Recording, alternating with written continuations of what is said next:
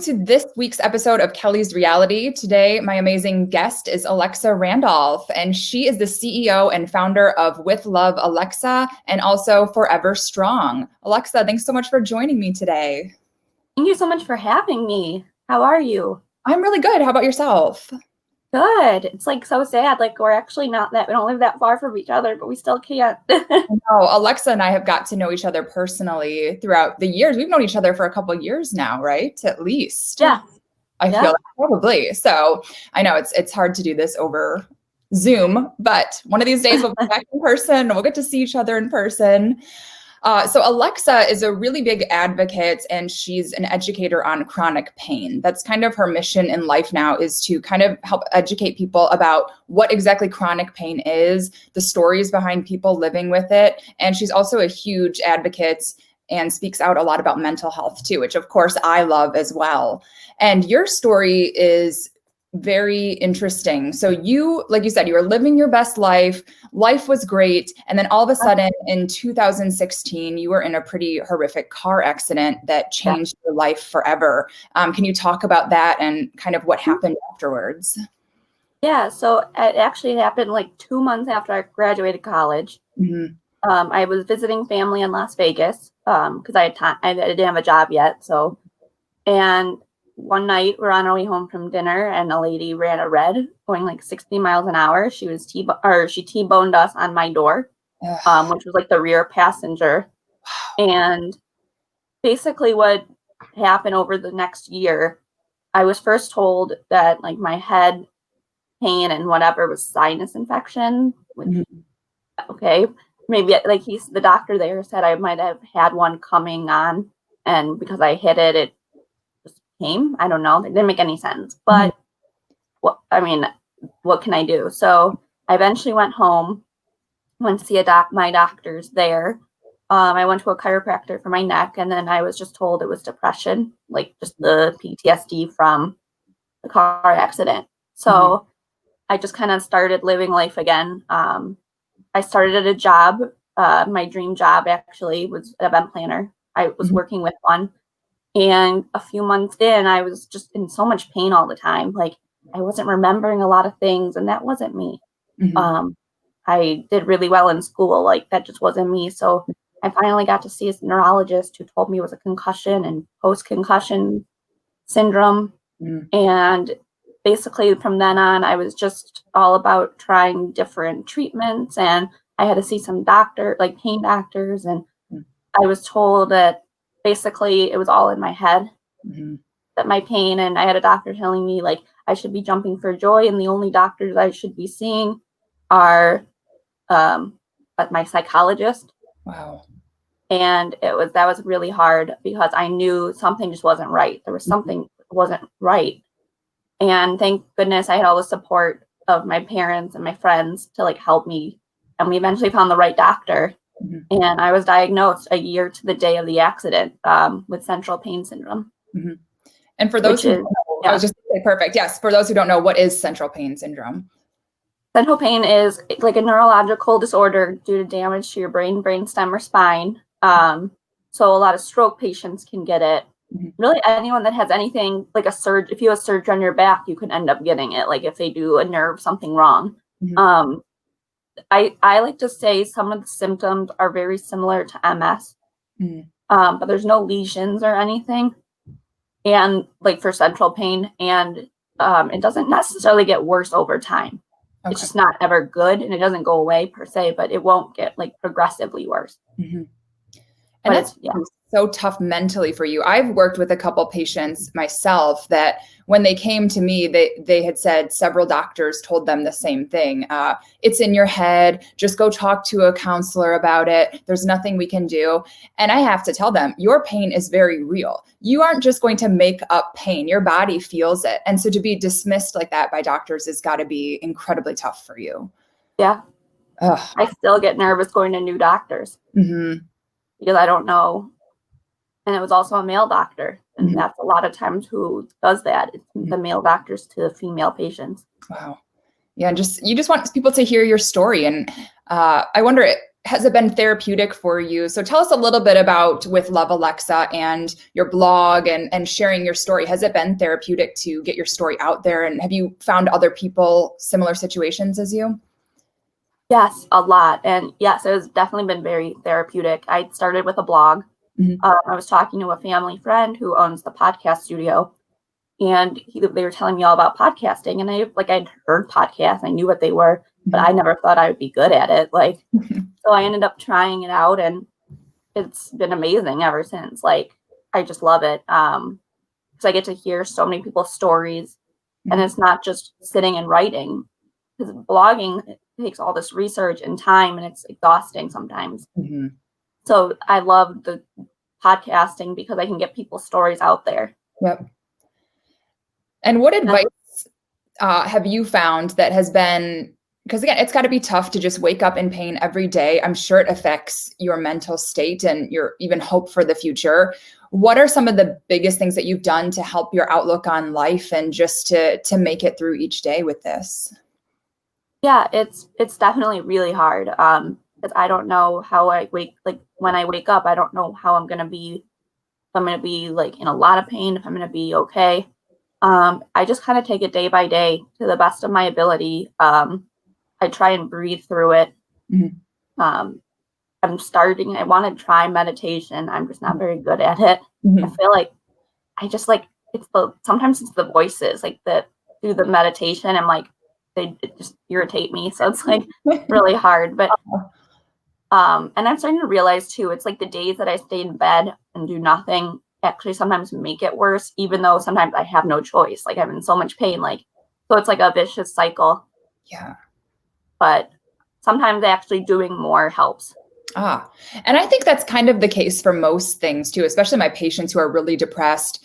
They say all I want to do is lay in bed. And I think you're right. Look, your body needs a rest. Sometimes I get it. Just take the day and rest. But I think it becomes a habit too. And like you said, sometimes just forcing yourself to get up and to do stuff or to make plans or to talk to someone can be helpful instead of laying around. And I know it's hard though. It's so hard. Yeah. How do you motivate yourself on days that you're just I don't want to get out of bed. I'm feeling sad. I'm feeling down. How do you turn that around?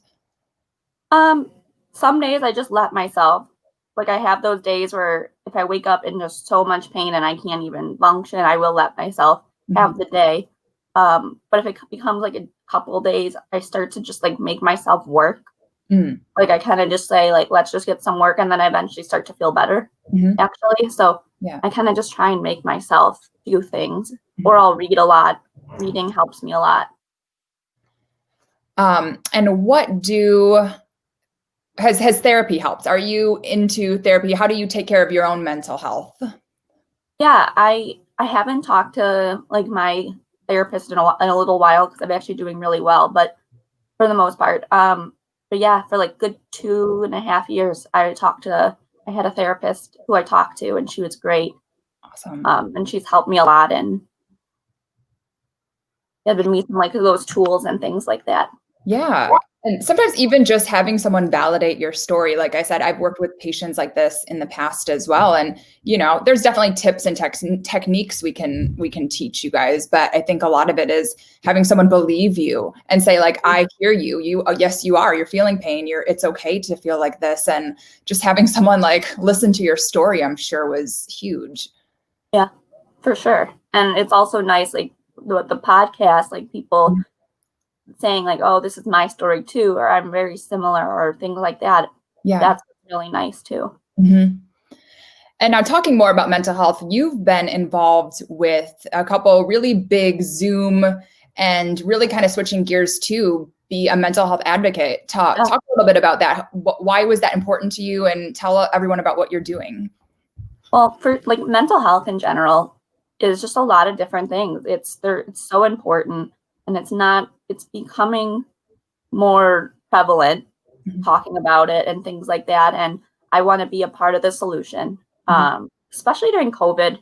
Yeah. I already have a lot of mental health issues because of my pain. It's people like to say you're depressed. Well, so you're in pain because you're depressed. Well, maybe you're depressed because you're in pain. It's just it's just a circle. It just goes So I wanted to help other people. Mhm. And I teamed up with Zach Rance of the Mental Health Collection, and he was also on Big Brother. Mhm. And he's been a huge mental health advocate.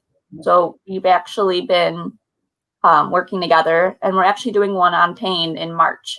Oh, excellent. That'll be like the theme. So it'll be really nice. Great. And that's been really successful. And I know I've had the privilege of being on the panel a couple times with you guys. And again, just that space where there's different topics each month. You guys have covered everything from anxiety to sexuality to body image was the last one we did. And just hearing how people are able to open up and share their stories and connect with other people on the call has been incredible to watch.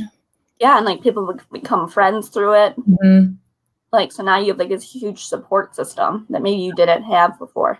That's incredible. And where do you see this going in the future? What's kind of like what's next for you?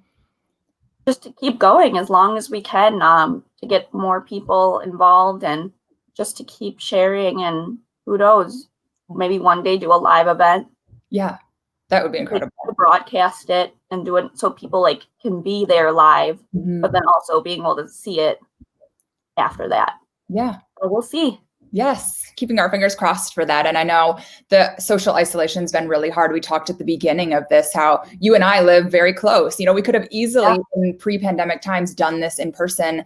And I think for me and many of my clients, the social isolation has been very, very tough. That's been probably one of the hardest parts. How are you coping with that? Well, I'm really lucky is because I'm living with my parents. So I just couldn't imagine like for the people that live alone, and especially during that lockdown, like for months where we had to basically stay home except to go to like a grocery store. Like we would play games and like hung out, and we got even closer, and we were already really close. But like just the thought of having to live alone is scary. Like, yeah, it's hard for a lot of people that I have that do live by themselves and they're not going to work. And it's been really tough. It's been a tough year I don't think there's been a single person who hasn't been affected by it. So, and again, by you guys doing these Zoom things with the mental health collection and with Love Alexa, I think it's a huge step towards helping people feel even just a little bit better and giving them something to look forward to. So I'm so glad you're offering that. And so what's next for your website too? Just to continue with my podcast. I want to eventually, like maybe once things get a little better, or even online, I want to do public speaking is like kind of my next goal. So that's the goal right now, but just to keep going and get bigger, and we'll see. And I have my ForeverStrong clothing line that I'm trying to get out there more. So yeah. Excellent. And so what is some advice that you would give for someone if they're watching this and maybe they're new on their journey with chronic pain, or they're starting to lose hope? What would you tell someone in that situation, having lived through this for several years yourself now? Yeah, you're not alone, and it's hard, and you sometimes feel you're alone, but you're not.